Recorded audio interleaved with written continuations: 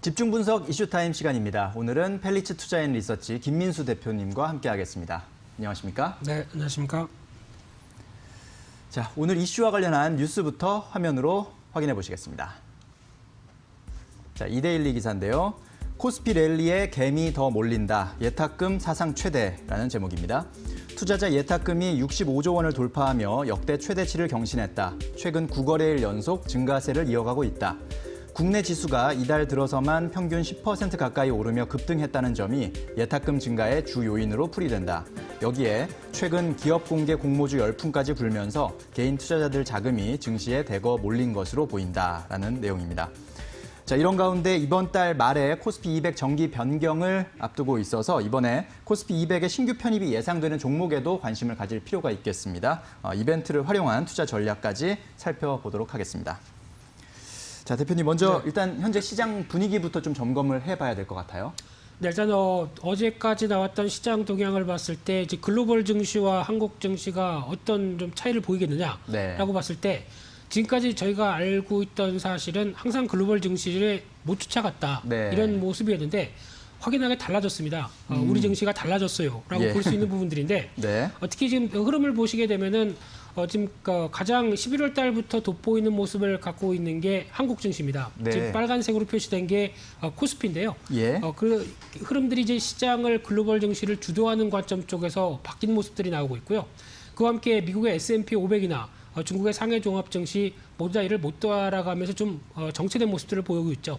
그런 쪽에서 코스닥 시장도 살짝 좀 못 따라가는 모습을 보이고 있는데 근데 어제부터 나오고 있는 또 외국인들의 매수세가 들어온다라고 하게 되면 또 힘을 내지 않을까 하는 관점 쪽에서 11월을 바라보는 시장 흐름들은 강도가 세지고 있다라고 보는 게 일단 맞다고 봐야 될 것 같고요. 그러면 이런 또 외국인들의 매수세와 관련돼서 볼 수 있는 배경들이 환율이겠죠. 그래서 원달러 환율의 동향을 한번 또 체크를 해보게 되면 꾸준하게 워낙 강세가 이끌어졌었죠. 그러다 보니까 외국인들이 강하게 매수를 들어올 수 있었던 배경으로 보여지고 있는데 하지만 이제 어제는 좀 다릅니다. 어제는 환율이 한 11원 가까이 오르기 시작하면서 지금 워낙 강세가 이어졌던 부분들에서 좀 반전이 나오는 게 아니냐라는 쪽에서 여러 가지 흐름들을 찾아봤는데 특별히 나온 얘기는 없습니다. 그런 가운데 아무래도 정부의 개입이 좀 들어온 게 아닐까. 너무 워낙 가치가 빠르게 올라오다 보니까 이를 좀 저지하려는 움직임이 나오지 않았을까로 추정되고 있는데 이 부분은 그렇다고 하더라도 지금 저항권으로 보여지고 있는 1130원대 이상으로 돌파하기는 좀 부담스럽겠죠. 그래서 되돌림은 나온다고 하더라도 여전히 원화 강세는 이어질 것이다라는 관점 쪽에서 바라보고 있는데 또 추가적으로 이번에 이제 분기 배당 관련돼서 외국인들이 이를 또 재투자하느냐 아니면 본국으로 송금하느냐 이런 부분들도 또 중요할 거로 보여지고 있고요. 또 하나 오늘 20일까지 이어지고 있는 수출 동향 발표가 나올 걸로 보여지고 있는데 수출 여전히 10일까지 동향들 나쁘지 않았습니다. 그래서 20일까지도 좋다라고 하게 되면 워낙 강세 요인이 되겠죠. 이런 부분들도 한번 오늘 체크해야 될 상황이라고 봐야 될 것 같고요. 그와 함께 또 증시 주변 자금들을 한번 살펴보게 되면은 일단 가장 또 고무적인 게 고객 예탁금 같습니다. 지금 기조로 봤을 때 재테크를 하던 수단 뭐 은행 쪽은 당연히 지금 여기 이자율 가지고 만족하겠다. 게다가 이제 부동산도 다 막혔다. 그러면 이제 돈 벌 때는 어디? 증시밖에 없겠다. 이런 쪽으로 나오다 보니까 지금 증시 예탁금이 제가 증권회사 근무할 때부터 보지 못했던 숫자가 나오고 있죠. 65조 대까지 나온다라고 하게 되면 그만큼 주식 흔들리면 사겠다는 대기 매수가 상당히 많다는 얘기가 지금 화면에서 표시가 되는 상황들이고요. 지수의 상승 속도보다 더 가파릅니다.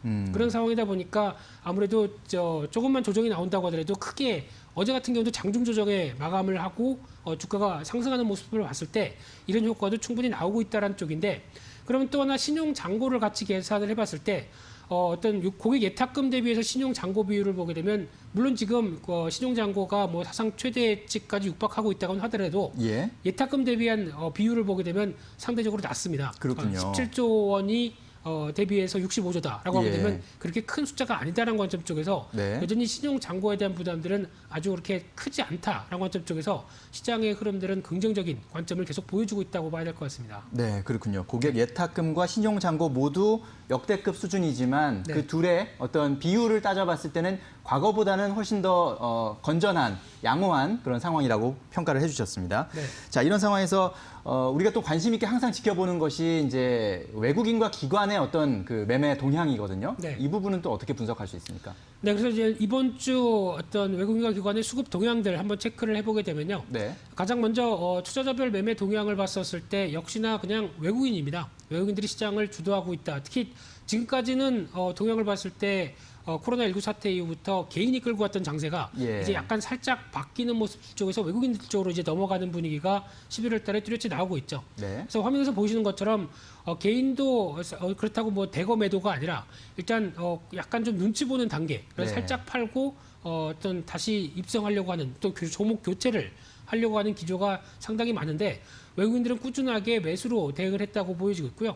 하지만 이제 기관은 여전히 올해 내내 팔았고 이번 주도 팔고 있고 네. 어떤 시장의 주도를 전혀 못하고 있습니다. 그런 관점 쪽에서 연기금마저도 계속 매도세를 보이고 있다는 관점 쪽에서 어떤 기관의 스탠스는 여전히 아직 비중을 계속 줄이고 있다라는 쪽에서 봤었을 때 예. 외국인이 주도하는 흐름에 따라서 어떤 시장의 흐름들은 또 바뀔 수 있다는 관점들 계속 주목하셨으면 좋겠고요.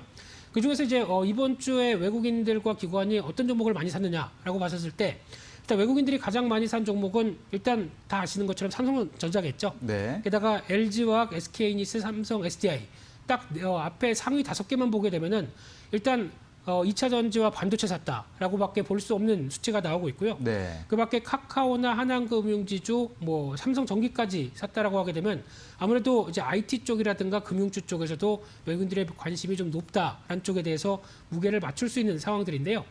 하지만 이제 기관 같은 경우는 또 조금 어떤 주식은 판다고 하더라도 예. 그래도 지수에 대해서 흐름을 맞춰가겠다고 하면서 코덱스 레버리지를 강하게 삽니다.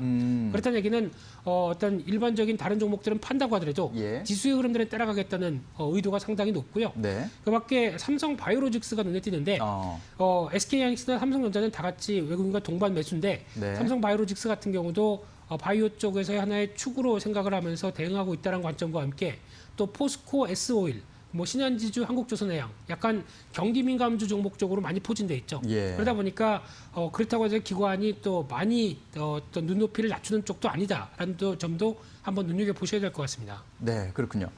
자, 그리고 이제 이번 달에 또 예상되는 이벤트가 주요한 이벤트가 코스피 200의 정기 변경이 네. 예상이 되거든요. 이번 달 말에 이제 발표가 되고 12월에 이제 반영이 될 텐데 이 부분을 좀 또 우리가 미리 예측을 해서 좋은 투자 기회로 삼으면 좋을 것 같아요. 일단은 좀 예상을 해주시죠. 네, 일단 코스피 200에 편입되게 되면 당연히 패시브 자금이라고 하는 쪽에서 일단 수급이 좋아질 수밖에 없는 상황이다 네. 보니까 그에 따른 변화들도 어떤 뭐 중기적인 부분이 아니라 한 뭐 단기적인 관점 쪽에서도 한 이용할 필요가 있지 않을까라고 바라보고 있는데 네. 그런 관점 쪽에서 지금 예측되는 종목들이 증권사별로 조금 다르긴 합니다만 예. 그래도 어느 정도 공통적인 부분들이 뭐 신풍제약이 들어와 있고요.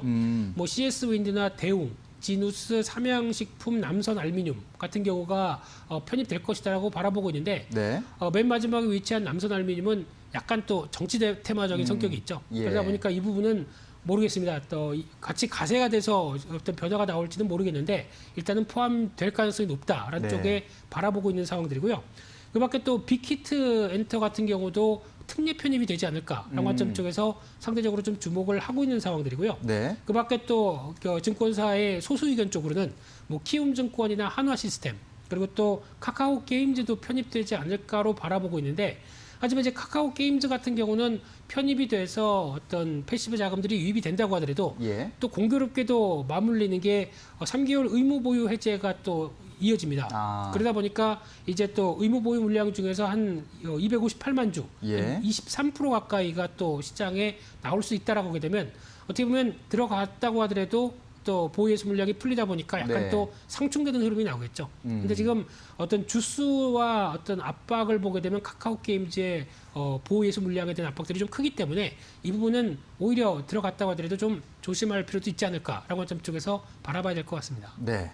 자, 코스피 200 정기 변경 이벤트와 관련해서 단기적으로도 공략할 포인트가 분명히 있다라고 해주셨는데, 자, 그러면 우리 투자자 여러분들이 좀 관심을 갖고 지켜볼 만한 종목이 있다면 어떤 종목이 있을까요?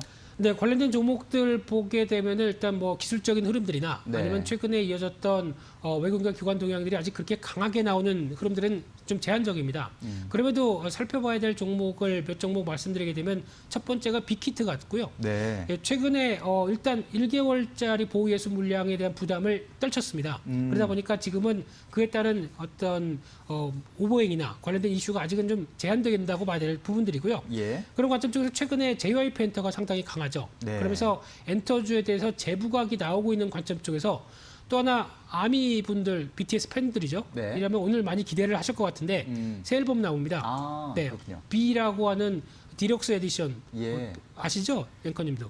예, 뭐 BTS는 잘 알고 있습니다만 네. 구체적인 건 잘 모릅니다. 예, 많이 들어보시면은 또 아마 또 빅히트 쪽에 영향을 끼치는 어떤 흐름이 나오지 않을까라는 쪽에서 오늘 좀 바라보고 있는데, 게다가 또 조금 넓게 보게 되면은 RCEP라고 하는 이쪽에 네. 대한 수혜도 볼 수 있는 측면들이 아무래도 K-팝이나 어떤 K-컬처에 대해서 동남아 쪽의 영향권을 더 키울 수 있겠다라고 하게 네. 되면 그에 따른 수혜도 될 수 있겠죠. 그러다 보니까 지금 그런 관점 쪽에서 이번에 주가 흐름을 보게 되면 아무래도 한번 반등 시도하는 기조가 계속 살아있는 상황이기 때문에 중기 저항권인 지난 상장하고 강하게 저항을 나타내고 있는 20만 원대 부분 예. 정도까지는 한 단계 레벨업을 시도하는 모습들이 나오지 않을까라는 관점 쪽에서 살짝 바라보고 있는 상황들인데, 하지만 20만 원대 이상으로 가기에는 또 어떤 저항이 두텁기 때문에 이 부분은 좀 더 확인할 필요가 있지 않을까로 보여지고 있고요. 네. 또 두 번째로는 관련된 종목 쪽에서 CS 윈드가 눈에 띄는데요. 예. 최근에 어제도 시장에서 가장 부각을 많이 받았던 게 우리 기술 같은 경우도 상한가가 들어갔죠. 네. 특히 CS 윈드를 비롯한 이제 해상 풍력 관련된 쪽에서 이제 정부가 울진 쪽에서 추진하고, 울산이죠. 예. 울산시가 추진하고 있는 대표적인 게 동해 쪽에 해상 부유식 어떤 풍력 발전입니다. 지금 같은 경우는 저희가 보통 해안선 쪽이나 네. 바다 가까운 데에서 이제 타워가 설치된 게 보여졌는데, 그렇죠. 이제 한 단계 좀 업그레이드된 기술이죠. 바다 위에 네. 풍력 타워를 설치합니다. 예, 뛰어넘는다는 그렇죠. 말씀이시죠? 예. 근데 이 부분이 상당히 고기술을 요하는 상황이기 때문에 네. 또 파도에 휩쓸려 가거나 아니면 그렇죠. 또 고정하는 장치도 상당히 많이 필요하죠. 예. 그러다 보니까 이에 따른 또 수혜를 받을 수 있는 종목들도 계속 부각이 되고 있는 상황들인데, 그러다 보니까 앞서 코너에서도 삼강 NT를 약간 얘기하시는 것 같은데 예. 그런 쪽에 대한 부각도 계속 되고 있다. 그런 관점 쪽에서 CS 윈드도 마찬가지로 어떤 이런 탄탄한 입지를 보여주고 있고 수주 잔고가 계속 늘어나고 있다라고 하게 되면 이런 코스피 200 편입 효과와 함께도 또 긍정적인 모습들이 나올 수 있겠다라고 봐야 될 것 같고요. 그런 쪽에서 올해뿐만 아니라 내년까지도 영업이익이 계속 성장한다라고 하게 되면 성장주에 대한 관점 쪽으로 바라보는데, 하지만 PR 기준으로 한 30배가 넘는다라고 하게 되면 일단 해외 대부분의 해상풍력 관련된 종목들과 거의 비슷한 멀티플입니다. 네. 그렇기 때문에 일단 이 부분에 대한 부담도 더 올라가게 되면 살짝 있다는 것도 염두를 하시면서 일단 이를 좀 이용할 수 있는 전략은 확인할 수 필요가 있지 않을까, 이렇게 바라보고 있습니다. 네, 그렇군요.